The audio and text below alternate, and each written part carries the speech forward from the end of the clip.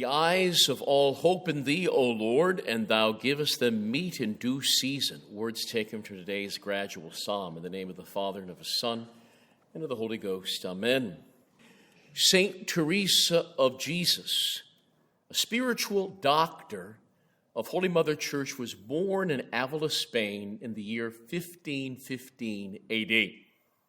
When only a child of 7 years old, 7 mind you, she ran away from home with her brother in the hope of being martyred by Muslims in North Africa. In this way, Teresa said that she could see God face to face more quickly by dying for the faith. At the age of 18, Teresa joined what was known as the Carmelite Order and chose Christ as her heavenly bridegroom. And with the help of St. John of the Cross and others, she reformed most of the Carmelite convents of Spain and founded new ones. She reached the highest degrees of prayer. And through that mystical prayer, Teresa obtained such knowledge of divine things that she was rightly named a doctor of the church, an official teacher of prayer. St. Teresa of Jesus, early on, even in the 16th century, was honored by the church as the Virgo Seraphica, that is, the seraphic angelic virgin. She was also called, from almost the moment of her death, the Doctrix Mystica, that is, the Doctor of Mystical Theology. As one pope put it, quote, Teresa has been given to the church by God as a teacher of the spiritual life.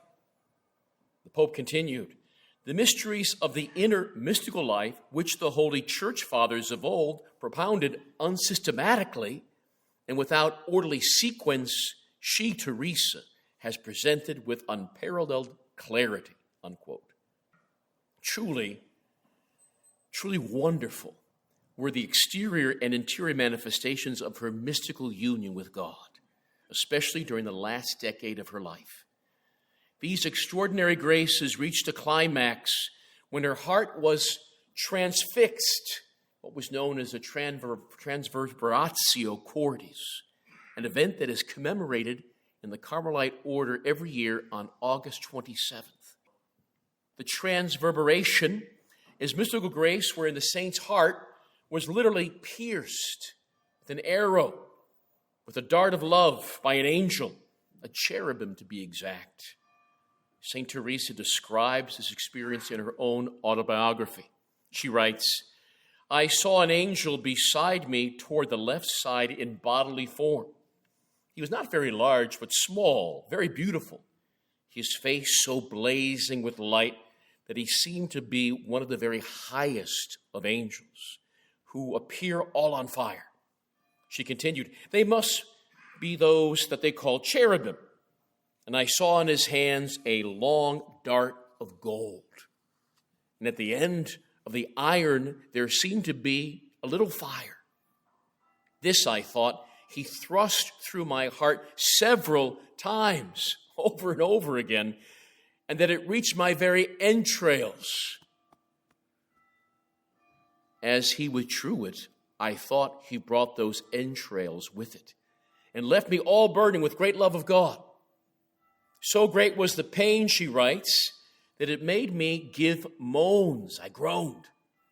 And so utter the sweetness that this sharpest of pains gave me that there was no wanting it to stop, keep going. Nor is there any contenting of the soul with less than God, unquote. She also practiced great devotion to the foster father of our Lord, namely St. Joseph, whose cult was greatly furthered throughout the church because of her efforts. And when dying, and I love this way that she described herself, when dying, she often repeated those words, Lord, I am a daughter of the church. During the last 15 days of her life, St. Teresa was present at one of the convents founded by her, namely the Carmelite Convent of the Annunciation in Alba, Spain. Some of her holy relics remain there, including her very heart with its mysterious arrow wound, which is reserved in a precious reliquary on the epistle side of the altar. Some of you might know St. Teresa of Jesus actually died on October 4th in the year 1582. But she had the unique privilege of dying around midnight on the very day when the church changed all her calendars. All of Europe changed the calendar at that moment. In other words, after so many centuries of following the Julian calendar, it was realized that the days did not add up correctly, and the calendar needed to be adjusted. Pope Gregory VII issued a papal bull which ordered that 10 days, mind you, simply be removed from the calendar. Hence, St. Teresa's feast was marked on the next day from October 4th, which that year would have been October 15th. Today, we remember her, St. Teresa of Ávila. Now, as I mentioned before, we know that prayer is absolutely necessary for salvation. Those who pray the most will be saved. Those who pray little are in danger. And those who don't pray are damned. That has always been the teaching of our faith. But how we must also remind ourselves that we're made for an end. That is a goal, a supernatural goal that we cannot attain by our own natural powers.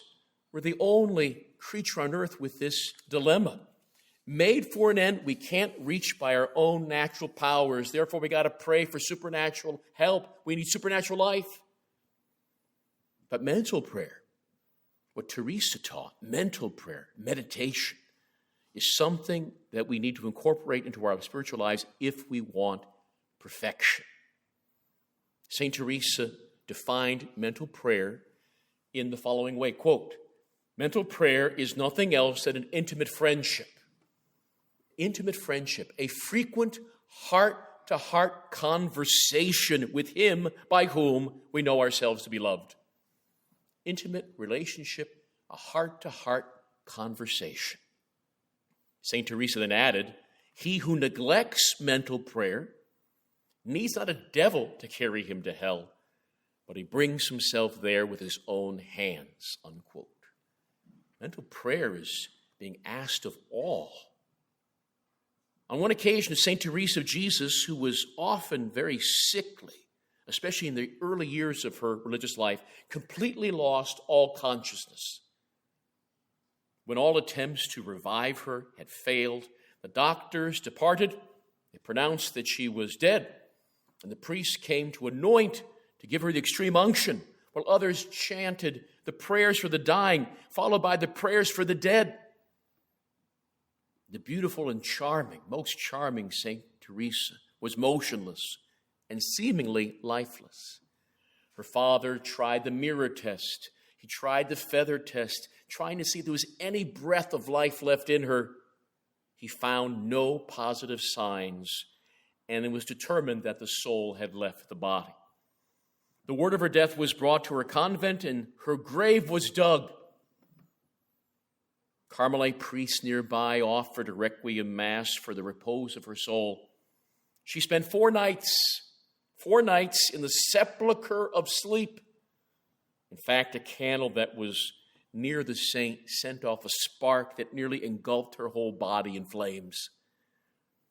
And eventually the main funeral mass was about to begin, and her father and brothers wept and grieved loudly. But at the moment of greatest sorrow, the eyes of Teresa suddenly opened. The future mystic looked at all of her family and said, "Why did you call me back?" What had her soul experienced during this long, death-like sleep? St. Teresa had been given a vision of heaven in which her future contributions to the life of the church were manifested, the glory that she would have in heaven. She only saw the communities of nuns organized through her future efforts, but she also saw many souls entering the presence of God on her account. And finally, she saw herself dying and going off to enjoy the vision of God's face, the beatific vision. But despite having recovered her health, due no doubt to the intercession of St. Joseph, Teresa began to forget. This is a doctor of prayer. She began to forget the practices of her earlier days, including mental prayer. Gave it up for 1.5 years. She had many friends. She was most charming. She had a great personality, and people always sought her out eagerly. Therefore, Teresa had frequent visits to that parlor in the monastery. Always wanted to talk to people, including gossipy people. One day, while visiting with a particular friend, a true gossip, our Lord appeared to her and stood before Teresa with a stern and grave look that made her understand that her contact was very displeasing to him. On another occasion in the parlor, that same person, the gossip, a great toad, a black toad, crawled towards them, and everyone noticed. Teresa recognized this to be yet another warning, but no one told her that she was wrong except one of the nuns. That was it. But even after this warning, this correction, she still frequented the parlor and did not do mental prayer. Teresa had now given up meditation altogether. But at the same time, she helped others to learn how to meditate, including her father, who began to love meditation, mental prayer. In fact, her father made great progress in that practice. He would often come to the monastery, for he found comfort in speaking only of the things of God. Yet this became a torture for his daughter, Teresa, who for a year and more gave up the practice, thinking it an act of humility to abstain from meditation. But eventually, our Lord intervened with greater graces. She went to see a priest, confessed her sins and negligences, and took upon herself the practice of mental prayer again, according to the confessor's directions. And early on, she dreaded the time of mental prayer. She knew of no greater penance that she would have done more willingly than going to the oratory to pray, giving anything but prayer. But another priest told her to recite daily the Veni Creator Spiritus, the great hymn to the Holy Ghost. And one day, as she repeated the stanzas of that hymn, she was seized with a rapture in which she heard the words from our Lord, "I will not have you hold conversation with men, but with angels." Her life would never be the same, for she would go from a reluctance to pray to the very heights of prayer with raptures, bodily levitations, mystical marriage, and even, as I mentioned before, that transverberatio, or the piercing of her very heart with a dart, with an arrow. St. Teresa of Jesus can teach us much regarding this essential spiritual exercise for coming to perfection. It should not be omitted from our daily schedules. Even 3-5 minutes a day, we should do mental prayer. This Carmelite mystic had a great love for water. Many of us might know that.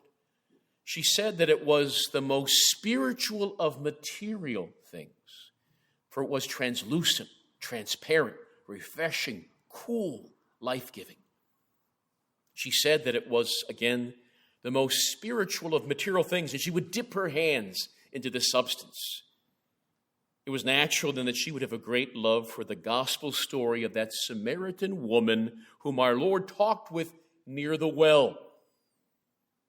St. Teresa had a picture of this scene of the Samaritan woman with our Lord near the well, hanging in her cell, and she would often repeat with the Samaritan woman, "Lord, give me this water.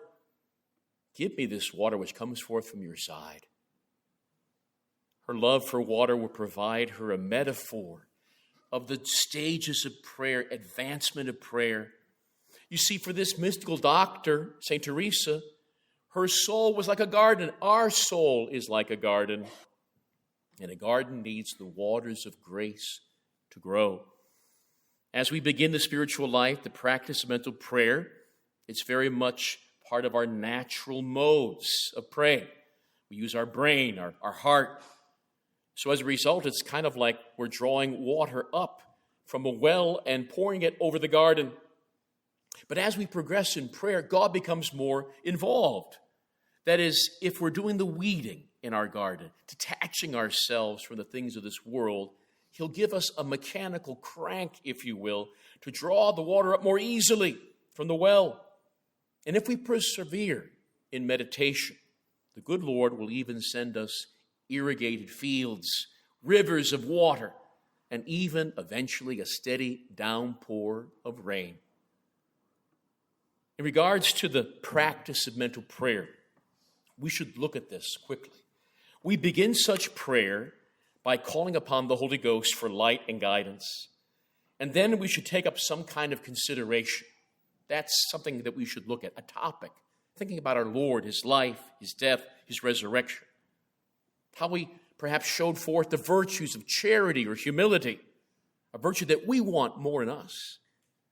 And next, having considered these topics, it's proper to have a prayer that becomes more effective, more from the heart. That's where conversation begins with Christ. To love him whom we have considered, to desire greater union with him, and to have his virtues, to beg in his goodness that he might evermore be manifested in us. So it's not so much we who live, but Christ who lives in us. And at this point, I think it's good to add what we would call a colloquy or a discussion with our dearest Lord. When you meet somebody that you're conversing with, you ask them questions, and they ask you questions back. That's often how conversations begin and how they continue. Mental prayer is a conversation with God. We don't want it to be a soliloquy. We're not writing a sermon. We're conversing with one that we love. But to end, perhaps the most important of mental prayer is the resolution. We've considered things. We've had affections of the heart. Now we want to resolve, to be firm, determined, to change, to be resolved to practice what we have meditated upon. Not just to admire the humility of Christ from a distance, but to make a definite plan to act more humbly as Christ would want us to act. Without a resolution for mental prayer, no matter how vivid our imagination might be, no matter how much we might admire what we have meditated upon, without a resolution, the prayer is fruitless, it's sterile, it's non-productive because it's not bringing about a change in us. How do you know you're good in prayer? You're a better person. Resolution should be specific, very specific, easily seen whether we did them or not, easily measured so that when we examine our conscience at the end of the day, we can find out quickly if we kept our resolution or not. If we wish to grow in virtue, if we wish to be ones who overcome habitual or chronic sin that might hold us back, if we want to be transformed to Christ, then start the practice of mental prayer. In the name of the Father, and of the Son, and of the Holy Ghost. Amen.